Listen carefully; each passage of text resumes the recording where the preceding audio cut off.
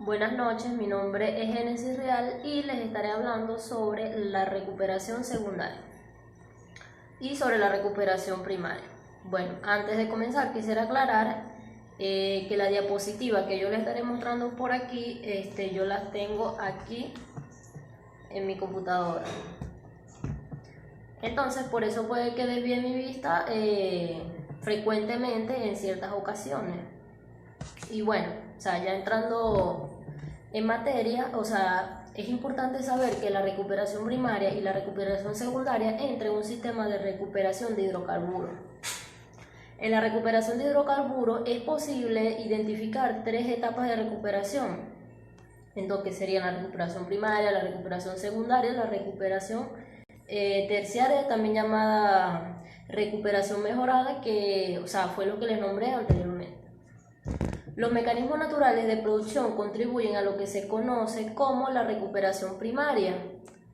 Todo esto depende del tipo de petróleo, las características del reservorio, la ubicación y la misma ubicación de los pozos, el porcentaje de petróleo inicialmente contenido en un reservorio que puede ser producido por estos mismos mecanismos de los factores de recuperación. Estos pueden variar en un pequeño porcentaje por un empuje o por separación del gas disuelto de 30 a 35% para un empuje de gas o expansión de agua. Tomando un promedio mundial que se estima que la recuperación primaria produce un 25% del petróleo contenido inicialmente en la roca.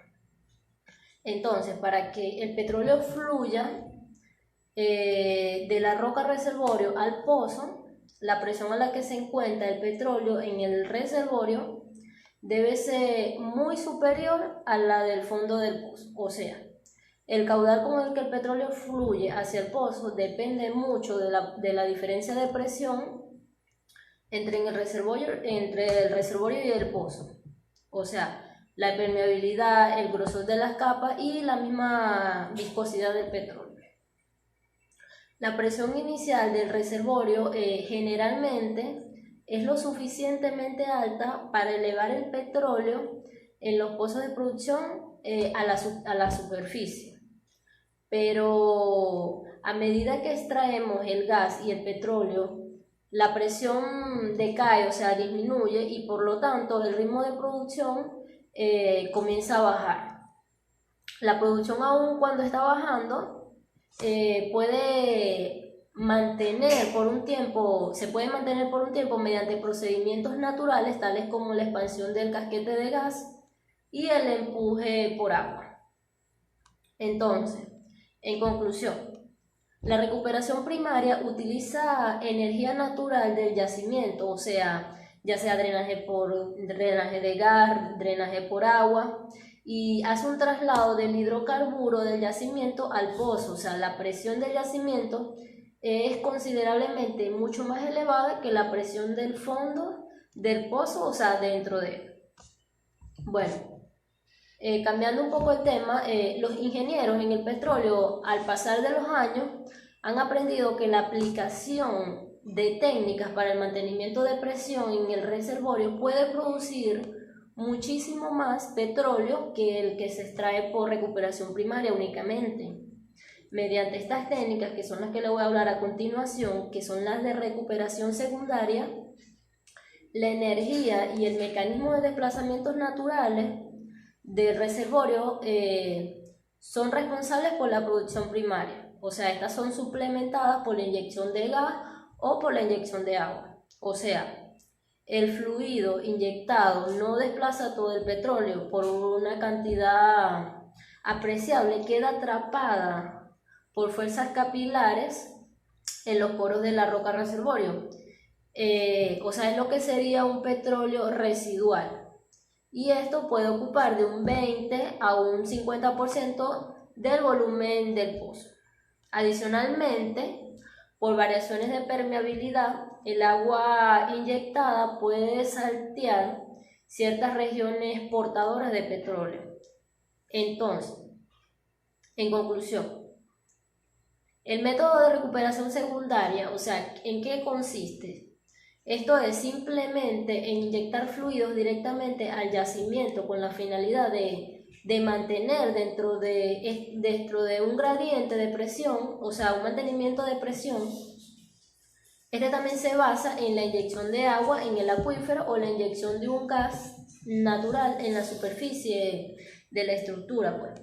Al aplicar algún método de recuperación secundaria, lo que se pretende bajo ciertos criterios económicos es extraer al máximo los hidrocarburos en el yacimiento que no fluyeron por energía propia o por energía natural a la superficie, pues. Los sistemas artificiales típicos que permiten continuar el proceso de producción cuando el aceite deja de fluir son los bombeos neumáticos, bombeo mecánico, bombeo hidráulico, bombeo de cavidades progresivas, bombeo electrocentrífugo, pero esto ya sería otro punto. Entonces, ustedes se preguntarán, ¿qué características deben tener las aguas inyectorias? O sea, primeramente, el agua no debe ser corrosiva por fuentes que nos causan corrosión, o sea, ya sería el sulfuro de hidrógeno y el oxígeno. El agua tampoco debe depositar minerales bajo condiciones de operación, porque el escrotamiento se puede formar de la mezcla de aguas incompatibles o también debido a cambios físicos que causarían que el agua se convierta en un agua supersaturada y, o sea, no queremos eso. El agua tampoco debe tener sólidos o líquidos en suficiente cantidad para no causar el taponamiento de los pozos de inyección. El agua inyectada no debe accionar para no causar hinchamiento de los materiales arcillosos que se nos presentan allí en la formación. También existen ciertos tipos de aguas de inyección de agua, de acuerdo con la posición de los pozos inyectores y productores. La inyección de agua se puede llevar a cabo de dos formas diferentes, o sea, la periférica o externa y de arreglos o interna. La primera consiste en inyectar el agua fuera de la zona de petróleo en los flancos del yacimiento, o sea, esto también se le conoce como la inyección tradicional. Y en este caso, el agua se inyecta en el acuífero cerca del contacto agua-petróleo. Entonces, todo tiene sus ventajas y sus desventajas. ¿Cuáles serían las ventajas? Número uno, que se utilizan pocos pozos. Tampoco no requiere de la perforación de pozos adicionales, ya que podríamos usar los mismos pozos productores viejos como inyectores. No requiere buena descripción del yacimiento para iniciar un proceso de invasión de agua. También nos rinde un recobro alto de petróleo con un mínimo de producción de agua. Entonces, sus desventajas, primeramente, o sea, una porción de agua inyectada no se utiliza para desplazar todo el petróleo.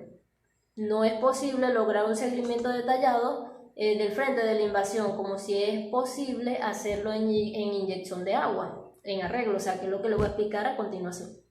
En algunos yacimientos no es capaz de mantener la presión de la parte central del mismo, ya que es necesario, o sea, hacer una inyección en arreglo en esa parte de los yacimientos, pues.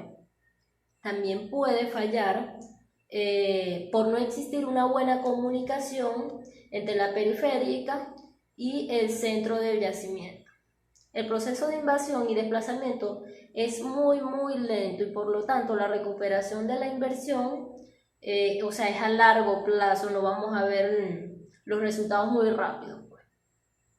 Entonces, la inyección en arreglos, o sea, que es lo que le mencioné anteriormente, consiste en inyectar el agua dentro de la zona de petróleo. El agua invade toda la zona y desplaza los fluidos del volumen invadido hacia los pozos productores. Este tipo de inyección también lo conocemos como la inyección de agua interna, ya que el fluido se inyecta en la zona de petróleo a través de números apreciables de pozos inyectores que forman un arreglo geométrico con los mismos pozos productores. Pues.